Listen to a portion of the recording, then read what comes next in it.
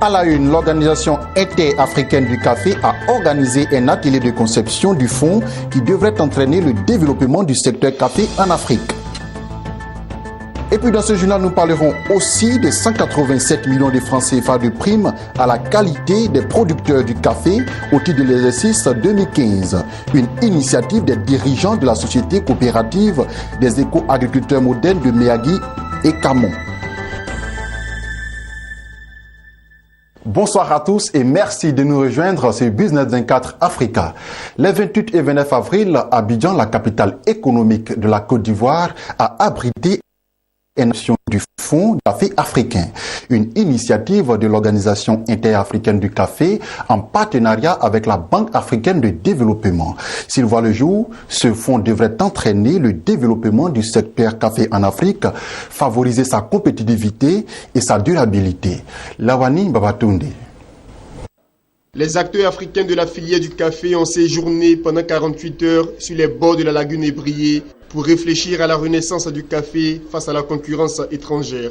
Et ceci à travers cet atelier de conception du Fonds du café africain initié par l'Organisation interafricaine du café en collaboration avec la Banque africaine de développement et l'appui de l'Organisation mondiale du café. Cette rencontre a permis d'aborder plusieurs questions, notamment le mode de financement, la structure, la gestion, la taille de ce fonds et les axes importants qu'il va financer. Avec en plan de mire la reconquête du marché mondial. La production de café en Afrique est passée de 20 millions de sacs de 60 kg dans les années 80 à environ 15 millions de sacs en 2014, avec à la clé une baisse drastique des exportations. Nous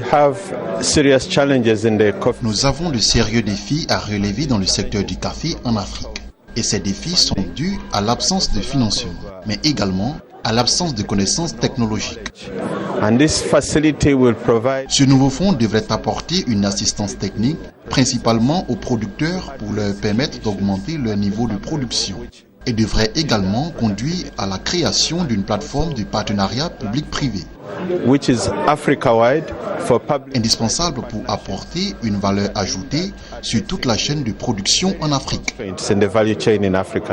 Le Fonds du café africain devrait à terme améliorer les conditions de vie des producteurs, surtout les plus petits, et augmenter la part de contribution du café dans les économies des pays africains, tout en assurant la durabilité de ce secteur, principale source de revenus pour plus de 12 millions de foyers en Afrique. À l'instar des autres institutions du monde opérant dans la santé et notamment dans la lutte contre le paludisme, le Centre suisse de recherche scientifique de Côte d'Ivoire a organisé une journée de célébration de lutte contre le paludisme, placée sous le thème « Combattre ensemble la triple résistance et en finir pour de bon avec le paludisme ». Cette journée a servi de cadre d'échange et de sensibilisation sur le paludisme. Mondesi Nascimento Odjifini. En Côte d'Ivoire, le Programme national de lutte contre le paludisme PNLP, les partenaires au développement, les bailleurs de fonds, les chercheurs, la société civile, le secteur public, privé communiquent autour du paludisme et partagent leurs expériences respectives.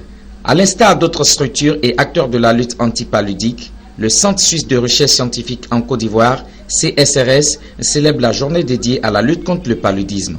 Cette journée du paludisme a commencé par une séance de sensibilisation sur le paludisme.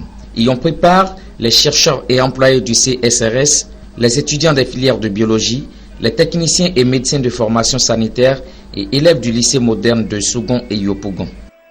Cette journée, à l'instar des journées précédentes, répond à deux objectifs principaux. Le premier, c'est de pouvoir sensibiliser contre le paludisme, ressortir les différents comportements qui minorent ou qui majorent la transmission du paludisme. Faire connaître les résultats de recherche, partager les points de vue sur l'actualité scientifique, analyser les avancées et les perspectives tissées au fil du plan d'action stratégique. En ce qui concerne la lutte anti-paludisme, l'approche intégrée a toujours été préconisée par le CSRS pour un contrôle efficace du paludisme au bénéfice des communautés. Au niveau du vecteur, les diverses thématiques abordées au cours de cette journée visent à comprendre leur biologie et comportement dans divers environnements. Des études que nous avons conduites dans la zone de Tiassalé, de Tabo, nous ont démontré que du fait des pratiques agricoles, on assiste à un certain nombre de résistances qui sont perceptibles au niveau des moustiques dans ces zones-là. Or, qui dit résistance au niveau des moustiques parle automatiquement de la difficulté à les éliminer. Et quand on a la difficulté à les éliminer, après on a ces piqûres multiples qui conduisent à l'endémicité et à l'aggravation de cette endémicité-là. En ce qui concerne l'homme, les représentations et les pratiques des communautés face au paludisme influencent le succès des stratégies de lutte au regard des comportements des communautés humaines qui minorent ou qui majorent la transmission du paludisme. La question de la triple résistance, développée par les vecteurs, les parasites et les communautés humaines, reste d'actualité et mérite une attention particulière dans les environnements d'endémie palustre. La sensibilisation constitue l'un des piliers incontournables de la gestion du triple résistance. Fondé en 1951, le Centre suisse de recherche scientifique CRSS est une institution de recherche pluridisciplinaire placée sous la double tutelle des ministères chargés de la recherche scientifique en Côte d'Ivoire et en Suisse. Le CSRS travaille dans les domaines de l'environnement, de la santé, de la sécurité alimentaire et de la biodiversité. Il conduit en Côte d'Ivoire un programme de renforcement des capacités à la recherche ivoirienne, PASSERES, financé par la coopération suisse. Les dirigeants de la Société coopérative des éco-agriculteurs modernes de Miyagi et Camon ont distribué plus de 187 millions de francs CFA de primes à la qualité de ces producteurs au titre de l'exercice 2015. L'annonce a été faite par le président du conseil d'administration, Aruna Biré, lors de l'Assemblée générale ordinaire de fin d'exercice le jeudi dernier à Miyagi, en présence du sous-préfet Lawani Babatunde. Les dirigeants de la Société coopérative des éco-agriculteurs modernes de Miyagi ont distribué plus de 187 millions de francs CFA de primes à la qualité à ces producteurs au titre de l'exercice 2015. L'annonce a été faite par le président du conseil d'administration Aruna Biré lors de l'Assemblée générale ordinaire de fin d'exercice le jeudi 21 avril dernier à Miyagi en présence du sous-préfet. Dans les rapports moraux et financiers présentés successivement par le président du conseil d'administration Aruna Biré et le directeur Siagbe Fulgence, il ressort que pour l'exercice 2015, l'entreprise a commercialisé 4 694 tonnes, 838 kg de fèves de cacao certifiées. Cette vente a permis à la société coopérative de percevoir 263 490 000 francs CFA comme prime à la qualité, dont 187 793 520 francs distribués aux producteurs. Pendant la même campagne, elle a subventionné de l'engrais à hauteur de 12 millions de francs CFA pour ses producteurs, construit 3 forages, une cantine scolaire, 3 salles de classe, dans 3 sections et un magasin central pour la coopérative. Elle a également financé un regroupement de femmes pour les aider à se prendre en charge et former ses producteurs aux bonnes pratiques agricoles. À les entendre, ces résultats satisfaisants ne doivent pas cacher les difficultés rencontrées lors de cette campagne. Il s'agit de l'état dégradé des pistes de collecte et de la grande insécurité qui menace l'existence de coopératives.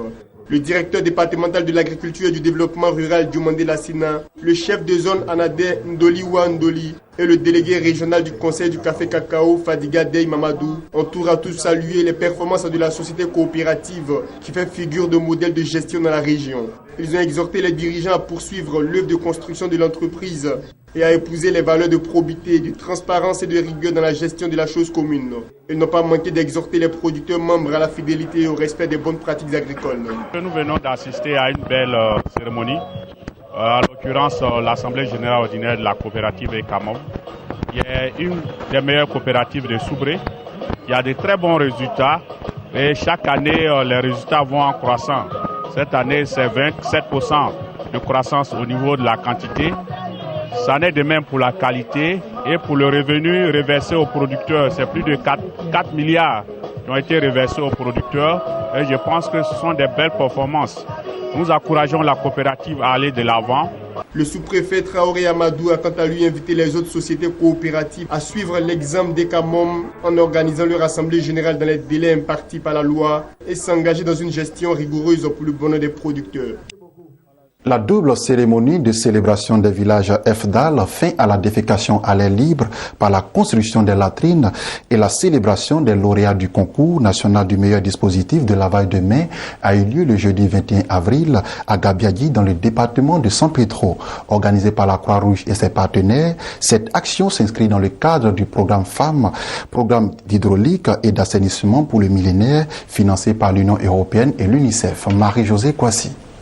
La sous-préfecture de Gabiagi dans le département de San Pedro a abrité jeudi 21 avril la double cérémonie de célébration des villages FEDAL, entendait fin à la défécation à l'air libre et la remise de récompenses aux lauréats du concours national du meilleur dispositif de lavage des mains.